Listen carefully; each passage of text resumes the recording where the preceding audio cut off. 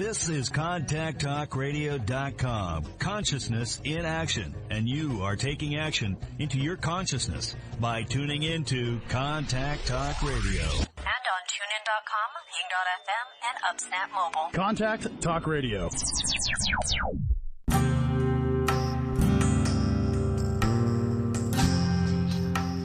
Welcome to Spiritual Psychic with Sarah Wiseman, where you'll learn how to unlock the secrets of spiritual intuition and your own psychic gifts.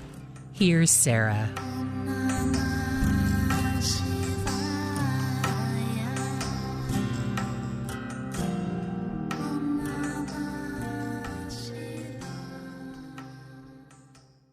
Hey everybody, I'm Sarah Wiseman. Today I wanted to talk a little bit about soul-to-soul healing and energetic cording as ways of healing a relationship. And so first I want to start out, what matters to us? And, I've worked with lots of different people from all over a long period of time. And a lot of you guys out there too are practitioners. You've done the same. And a lot of you just come into contact with lots of people. And, we know that what gets people going, we think it's money or health or interests or success or whatever material positions, but really none of that seems to matter to people that much. What really seems to affect people the most is the state of their relationships, how we are relating to the other people in our lives. And in a different subject, we've been talking about family karma and about the soul circle and the archetype in the family.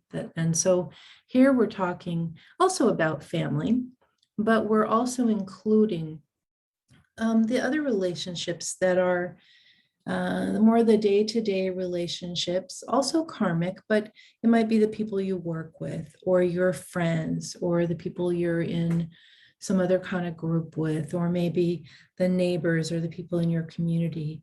We're including all these other people, of course, just this whole bigger soul circle of people that we're coming across. And how do we keep those relationships in a place that is making us happy? Like it feels clear, it feels good, it feels like we're communicating with folks.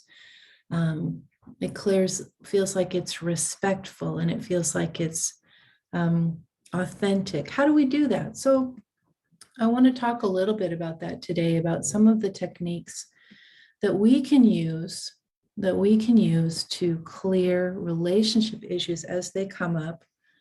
And so the first thing I want to remind you is always, whenever we enter into higher vibration, so whenever we go into the etheric realms, clairvoyance, clairaudience, sensing energy, communicating with your guides, any kind of meditative or trance process, whenever you go into this vibrational state that lifts you up, you become transformed by this energy. And so when you are starting to do this as your practice, so where you're entering into divine space frequently and paying attention to the practice, you just start to notice what's happening. My relationships are starting to get better. I'm becoming more clear about my path. I'm beginning to trust the universe more. I'm starting to let go of anger and pain and fear. And you're feeling just more love more often. And the divine is becoming a source of support. Like it's something you can trust and count on. You're feeling part of this oneness. So this is where you go into these higher vibrational states, you work on it, it becomes your practice for a while. And then all this relationship stuff has to be dealt with. We can't do spiritual bypassing, or, we can, but if you just go, everything's love and light and everything's great, eventually the bigger karmic issue does have to be solved in one lifetime or another. So how do we do the trickier work, not just going to love and light and being like, everything's perfect. No, that's spiritual bypassing. We got to do the work. We got to move through. And some of the things that we have to move through are healing relationships that have wounded you, making amends for relationships in which you have wounded, balancing relationships that are out of balance, understanding when a karmic crossing is complete, freeing yourself from relationships that are negative, stuck, or harmful, being open enough to truly love in this lifetime, being brave enough to call in your true beloved, being compassionate enough to heal from past love, using soul-to-soul communication to connect deeply with others, and healing relationships beyond time and space, even death, understanding your past lives to understand where you've been.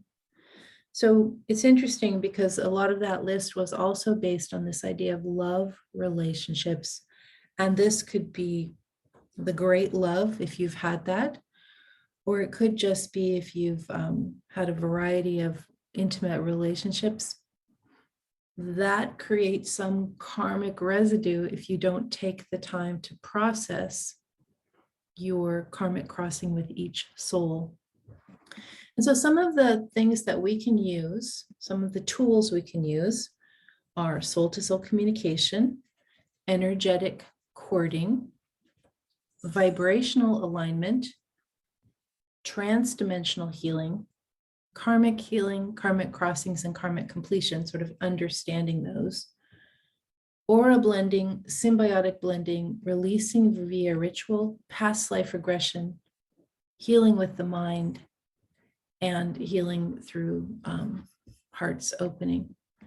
So some of those are bigger techniques, some of them are very precise. And if you have those in your sort of psychic and spiritual toolbox, you have some options when you're attempting to heal a relationship with a friend or colleague, or if you're attempting to heal those stickier love relationships that because there's intimacy involved and there's been more of a blending, you're going to have to do some bigger work or some deeper work to clear that stuff fully.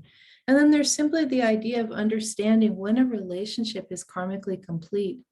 You know, we do clear karma, especially with the less important relationships in our lifetime. We are actually clearing karma with those souls.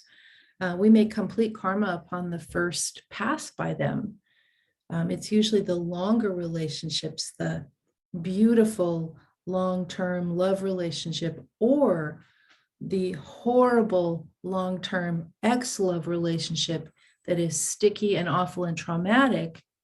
We got to clear that too. So what I'd love for you to do is sort of listen a little bit further. I want to talk about soul-to-soul communication and energetic cording just a little bit. Okay, soul-to-soul communication. So we have talked about this in a little bit in other videos, but basically you enter into divine realm. You just close your eyes. You do your breathing a few times. You go into this space. You call in the other soul. And then you speak with them in the presence of your guides. And then you clear up, you listen, you speak your truth, and you do this with your guides. So there's a process for this, but that's the short version. Then, as you're doing this, you may feel truth come out that you didn't know was there because it's coming from your soul, not your mind. And you may also hear truth coming from the other soul that you had no idea was there. So soul to soul communication is a beautiful way to work. Energetic cording is a way that a lot of you guys have worked with. It's also wonderful. You go in, you're in this soul to soul space with the other person and your guides, and you just look, where are the karmic cords? And these will be visible to you. And sometimes people see them as strands of light, or sort of almost like a white, almost like a noodle, or some people say it's kind of an ectoplasm. I'm not really sure about that, but it has sort of that look. Sometimes it's very symbolic, a great ship's rope or an anchor and chain or spears. So you look at the energetic cording that's there, and then you decide if you're willing to remove it. And the thing that is different here is some people have the misbelief that you can remove this cording yourself. In actuality, this is the job of the guides. So you go in there, you're made aware of what's there, and then you ask the guides to proceed to remove whatever cording, whatever energy cording is there, as is determined by the higher situation, the bigger picture between you and this soul. Remembering that you and this soul have made lots of agreements. That's why you're in this sticky place now, right? Because you've made agreements to learn these lessons. And so you may be in the worst situation with this other soul, especially if it's some kind of ex or ex-husband, ex-wife, ex-lover. And yet the cording may still need to be there because you've got multiple more lifetimes to go before you're going to figure it out. I mean, ideally, you'll figure it out in this lifetime, but that's up to you and the other soul. And sometimes the cords are beautiful. They're like beautiful light columns or light streams. And sometimes they're just little cords that don't need to be there anymore, and the guides will clear those out for you. So these are just two processes. The other ones to repeat. So we've got soul to soul communication, energetic cording, and then some of the others: vibrational alignment, transdimensional healing, karmic healing, crossings and completion, aura blending, symbiotic healing, releasing via ritual, past lives, spirit guides, and heart opening. And so these are all things I teach. Lots of courses for you. Would love for you to embark upon this path or continue learning more upon this path. My own teaching comes from, I meditate, I receive this from the guides. It's been very strange to have this happen in my lifetime, but apparently that's what I'm here to do. So I literally meditate and receive in writing or in just knowing, and then I transfer it to writing. And it's a pretty interesting process, this idea that we can both be in human form and in soul form, working on our karmic lessons on both of the realms. I'm Sarah Wiseman, and you will find me at sarahwiseman.com.